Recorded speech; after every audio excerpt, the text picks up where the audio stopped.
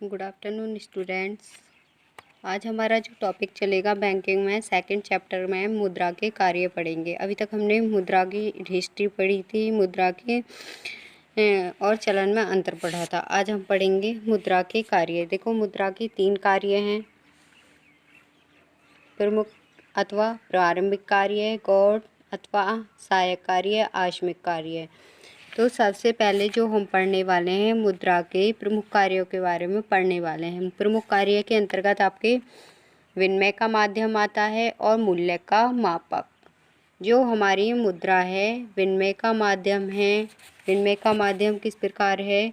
क्योंकि हम मुद्रा के द्वारा वस्तुओं को खरीद सकते हैं, सेवाओं को खरीद सकते हैं, ठीक है, अपनी, और उनको बेच भी सकते हैं। मतलब कि मुद्रा के द्वारा हम वस्तुओं का क्रय विक्रय कर सकते हैं, जिससे विनिमय की बहुत बड़ी समस्या दूर होती है। देखो, मुद्रा ने इस कठिनाई को हल कर दिया है, जो हमारी विनिमय में कठिनाई आती थी। क्योंकि पुराने टाइम पे हम प्राचीन काल में वस्तु एवं सेवाओं के बदले में मुद्रा नहीं दे पाते थे, उनका सही मूल्य मापन नहीं कर पाते थे। तो मुद्रा ने इस कठिनाई को दूर कर दिया है। मुद्रा के द्वारा हम मतलब कि जो हम वस्तुओं को क्रय विक्रय कर सकते हैं, सेवाओं को क्रय विक्रय कर सकते हैं, ठीक है। मुद्रा के बदले में वस्तु सेवाएं भी मिल जाती हैं हमको। सेकंड आपका मूल्य का मापक। मुद्रा का दूसरा मौलिक कार्य क्या है? मूल्य का मापक।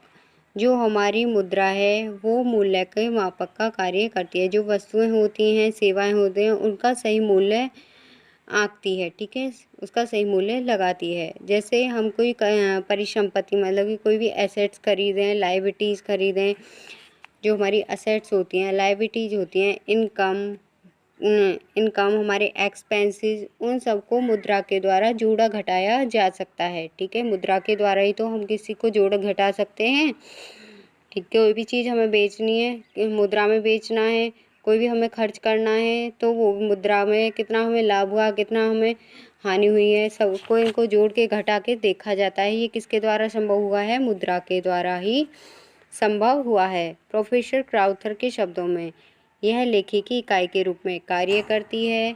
मूल्य के मापदंड तथा स्वर मापक है, स्वर मान्य मापक है, मतलब कि सभी के द्वारा इस मापक को स्वीकार किया जाता है। मूल्य का मापदंड है जिससे अन्य सभी वस्तुओं की तुलना की जा सकती है। मुद्रा का मूल्य जो होता है हमारा, वो सदैव स्थिर नहीं रहता है, और मुद्रा का मूल्य निश्चित मापक भी नहीं है।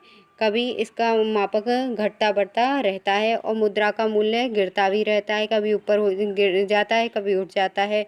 तो मुद्रा का मूल्य सदैव स्थिर भी नहीं रहता है। जैसे अभी हमारी जो मुद्रा रुपया है उसकी कीमत बहुत डाउन चल रही है, तो हमारी जो आर्थिक कंडीशन अच्छी होगी तो मुद्रा, जो हमारा रुपया है, उसकी वैल्यू बढ़ जाएगी। तो इस प्रकार से मुद्रा का मूल्य घटता बढ़ता भी रहता है। सेकंड है आपके, अभी तक हमने जो पढ़े थे, कौन से कार्य पढ़े थे? प्रमुख अथवा प्रारंभिक कार्य। अब हम पढ़ेंगे मुद्रा के गौण या सहायक कार्य। सबसे पहले दिया है स्थगित भुगतानों का आधार। जो मुद्रा है हमारे स्थगित भुगतानों का आधार है। कई बार ऐसा होता है, हम कुछ जो पेमेंट करनी होती है, हम बोल देते हैं हम तुम्हारी पेमेंट बाद में कर देंगे, भविष्य में कर देंगे। कोई चीज़ हमने उधार खरीदी है, उस टाइम पे हमारे पास मुद्रा नहीं है, तो हम क्या कह देते हैं दुकानदार से, आप हमारी हिसाब को लिख लो अपनी बुक में, हम बाद में इसका पेमेंट करते हैं। तो स्थगित भुगतानों का आधार है। जबकि हमारी जो वस्तुएं एवं सेवाएं जो हम प्रदान करते थे, वस्तु से वस्तु का जो विनिमय होता था, वो स्थगित भुगतानों का आधार नहीं था, क्योंकि उसमें साथ ही वस्तुओं से वस्तुओं का आदान प्रदान किया जाता था। लेकिन जो हमारी मुद्रा है स्थगित भुगतानों का आधार है, हम भविष्य में भी उसका भुगतान कर सकते हैं। पहला है, अन्य वस्तु एवं सेवाओं की तुलना में मुद्रा के मूल्य में अपेक्षाकृत अधिक स्थायित्व पाया जाता है। जो हमारी वस्तु एवं सेवाओं से अदला बदली होती थी, मुद्रा का मूल्य उससे अपेक्षाकृत अधिक स्थायित्व माना जाता है, मतलब इसमें ठहराव पाया जाता है। मुद्रा में सामान्य स्वीकृति का गुण पाया जाता है, मतलब कि जो मुद्रा है हमारी सभी के द्वारा स्वीकृत होती है। मुद्रा अन्य वस्तुओं की तुलना में अधिक टिकाऊ होती है। मुद्रा हमारी जो वस्तुएं होती हैं उनकी तुलना में अधिक टिकाऊ होती है। सेकंड है मूल्य संचय का आधार। मूल्य संचय का आधार है क्योंकि हम इसे भविष्य के लिए भी संचय करके रख सकते हैं। हम वस्तुओं को भविष्य के लिए संचय करके नहीं रख सकते हैं क्योंकि वो जल्दी ही नष्ट हो जाती हैं वस्तुएं, ठीक है। लेकिन जो हमारी मुद्रा होती है, मुद्रा को हम भविष्य के लिए संचय कर सकते हैं ताकि कोई भी हम पे विपत्ति, कोई ऐसे एक्सीडेंट हो जाए या हमें बच्चे की शादी करनी है या उसकी एजुकेशन करानी है, उसके लिए हम पैसे को जमा करके रखते हैं ताकि वो हमारे भविष्य में काम आ सके, ठीक है। और इसमें अक्षयशीलता का गुण पाया जाता है, मतलब कि जल्दी से नष्ट नहीं होती है। एक बार को कागजी मुद्रा तो हो भी जाती है लेकिन धातु मुद्रा तो होती नहीं है, सालों साल तक चलती रहती है।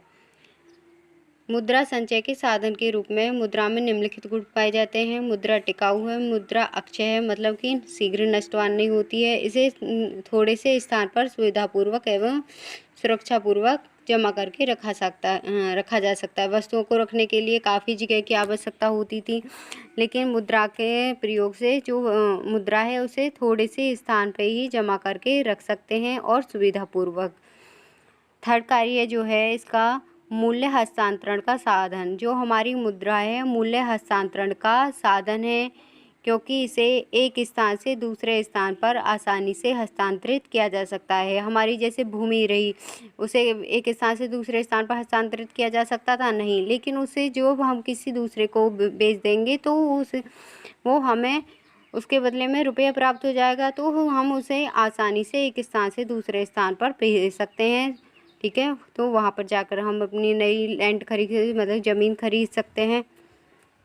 तो इसके जो मुद्रा है उसमें मूल्य हस्तांतरण का सहायक साधन है क्योंकि इसे एक स्थान से दूसरे स्थान पर आसानी से ले जा सकते हैं। मुद्रा ने अचल एवं अचल संपत्तियों को बेचकर हम आसानी से उन्हें हस्तांतरण कर सकते हैं। थर्ड है इसके आश्मिक कार्य। आश्मिक कार्य में सबसे पहले दिया हुआ है सामाजिक आय का वितरण। जो हमारी मुद्रा है ये सामाजिक आय का वितरण है क्योंकि जो हमारी समाज है उसमें काफ़ी स्तर सुधरा है मुद्रा के आने से, जिसके लिए जो हमारे समाज है उसमें सभी साधन होते हैं, भूमि भी होती है, श्रम भी होती है, पूंजी, संगठन एवं सहयोग प्राप्त किया जाता है। ऐसी स्थिति में यह आवश्यक है कि विभिन्न साधनों को अपना उचित पुरस्कार प्राप्त हो। जब एक मजदूर खेतों में काम कर रहा है, उस श्रम के बदले, काम करने के बदले में उसे पूंजी प्राप्त हो रही है, तो उससे क्या होगा, उसका जो जीवन स्तर है उसमें सुधार आएगा, उसके बदले में उसे पुरस्कार प्राप्त होंगे। तो मुद्रा ने जीवन स्तर में भी समाज में सुधार लाया है, उनके आय का वितरण बढ़ा है। साख व्यवस्था का आधार है। मुद्रा हमारी साख व्यवस्था का आधार है। आज का युग क्या है, साख मुद्रा का युग है। साख मुद्रा क्या होती है, जो हमारी कोई भी बिजनेस वगैरह स्टार्ट करते हैं तो हमें लोन की ज़रूरत होती है, तो वो हमारी क्या होती है, जो हम ऋण लेते हैं वो हमारी साख मुद्रा होती है। या बैंक जो लोन उन्हें उद्योगों को देते हैं वो अपनी साख को बढ़ाने के लिए देते हैं। जो हमारी साख होती है वो भी हमारी वास्तविक रूप से मुद्रा ही होती है। बेशक में आप उसे ब्याज सहित दे दो, ठीक है, लेकिन वो क्या है, मुद्रा ही तो है, ठीक है। बिना मुद्रा के साख मुद्रा तथा साख निर्माण की कल्पना नहीं की जा सकती है।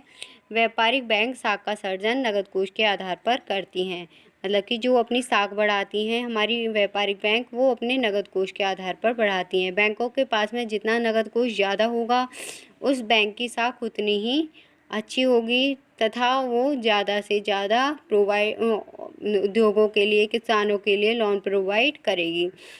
सीमांत उपयोगिता का साम्य है। जो हमारी मुद्रा है सीमांत उपयोगिता का साम्य है। सीमांत उपयोगिता का साम्य कैसे है, क्योंकि इससे व्यक्ति की संतुष्टि प्राप्त होती है। जो जैसे वस्तु की एक व्यक्ति है उसे इसी की आवश्यकता है तो उसे मुद्रा के द्वारा वो अपनी आवश्यकता को पूरा कर सकता है और उस आवश्यकता को पूरा करने के बाद उसे एक सीमांत संतुष्टि प्राप्त होती है। मैं आपको एक एग्जाम्पल दे रही हूँ। देखो, सीमांत उपयोगिता का साम्य मतलब कि एक व्यक्ति है, उसे 4 रोटियों की ज़रूरत है, तो वो 4 रोटी खा के क्या खाएगा तभी तो उसकी संतुष्टि होगी, लेकिन वो 3 खाएगा तो नहीं। तो उसी प्रकार से जो मुद्रा है सीमांत उपयोगिता का साधन है, जो व्यक्ति की सीमांत उपयोगिता को संतुष्ट करती है। संपत्ति की तरलता अभी बताई थी। मुद्रा हमारी संपत्ति की तरलता है। देखो, मुद्रा सभी प्रकार की संपत्तियों जैसे भूमि, भवन, आभूषण, पशु, अन्न आदि को तरलता प्रदान करने की क्षमता रखती है। मतलब कि उन्हें मुद्रा के रूप में स्वीकार करने की क्षमता रखती है। अब सभी वस्तुओं का विक्रय करके मुद्रा प्राप्त की जा सकती है। भूमि को, भवन को, पशु को, अन्न को और प्राप्त पूंजी का सरलता से विनियोग भी किया जा सकता है। जो हमने विक्रय किया है उससे हमें जो पूंजी प्राप्त हुई है उसको हमें अपने किसी और कार्य में इन्वेस्ट कर सकते हैं ताकि और ज़्यादा पैसा हो। ठीक है, मुद्रा पूंजी तथा धन को उत्पादक कार्यों में भी हम लगा सकते हैं। तो ये थे मुद्रा के कार्य। अन्य कार्य रह गए हैं जिसमें आएंगे आपकी शोध क्षमता का सूचक है, निर्णय के वाहक का कार्य है, पूंजी की तरलता एवं उत्पादक का कार्य है। तो ये थे इसके कार्य। कल मैं आपको पढ़ाऊंगी इसके महत्व, आधुनिक अर्थव्यवस्था में मुद्रा का महत्व। ठीक।